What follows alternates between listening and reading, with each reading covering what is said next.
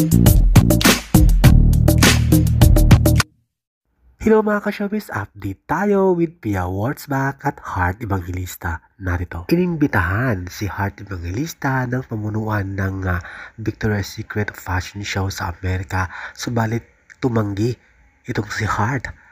Sabi niya, must stay at home at thank you for the love. Thank you so much Victoria's Secret. Pero yan ay marami ang nag-react at nag-trending ang post na ito ni Heart Evangelista at marami ang reaction at komento ang nakuha ni Heart mula sa mga fans at netizens, lalo na sa fans ng fashion show na Victoria's Secret sa Amerika. At ang kasabay nito ay naimbitahan din itong si Pia Wurtzbach, dating Miss Universe ng Pilipinas, na sumali din at join at invited sa naturang sikat na fashion show ng mga lingerie na Victoria's Secret sa Amerika at sa buong mundo. At ito nga, nag-upload ng video si Pia Wurtzbach sa kanyang Instagram kung saan marami siyang natanggap na mga regalo mula sa Victoria's Secret brand.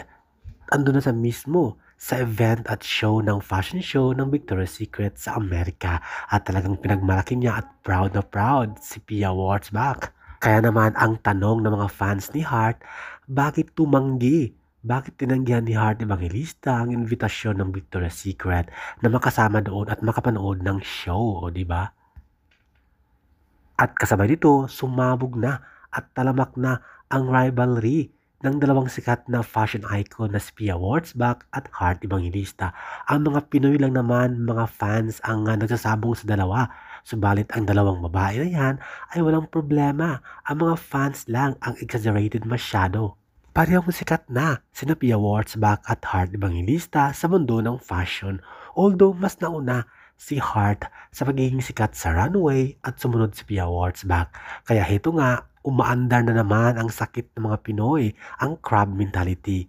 Huwag nang silusan, huwag nang pagbanggain at pagsabugan o isasabong ang dalawang babae na yan dahil sikat sila pareho. Bagkus datapwat ay suportahan na ng sabay-sabay ang dalawang yan dahil parehong may potensyal at sikat na ang dalawa sa mundo ng fashion na sina Pia Wurtzbach at Heart Evangelista. Tigilan na ang pagpasabong sa kanilang dalawa.